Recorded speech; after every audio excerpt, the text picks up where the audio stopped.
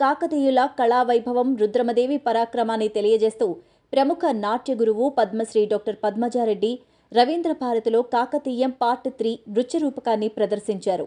శివోహం, వీరరుద్రాయ, శివతాండవం అంశాలు హైలైట్గా నిలిచాయి. రుద్రమదేవి పాత్ర పోషించిన పద్మజారెడ్డిని మంత్రి జూపల్లి కృష్ణారావు ఘనంగా సత్కరించారు. నృత్య కళాకారులను అభినందించారు.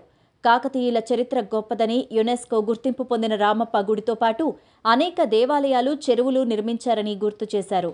కాకతీయ నృత్యాన్ని తెలంగాణ నృత్యంగా గుర్తించేందుకు సీఎంతో చర్చించి కమిటీ ఏర్పాటు చేస్తామని వెల్లడించారు.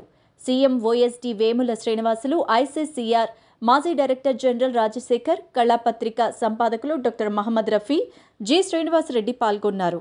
డాక్టర్ జి పద్మజారెడ్డి కాకతీయ సామ్రాజ్యంలో మన పూర్వీకుల గొప్ప వారసత్వం మరియు క్లిష్టమైన నృత్య రూపకాలను కాకతీయంతో భారతదేశం, యుఎస్లో ప్రచారం చేస్తూనే ఉన్నారు.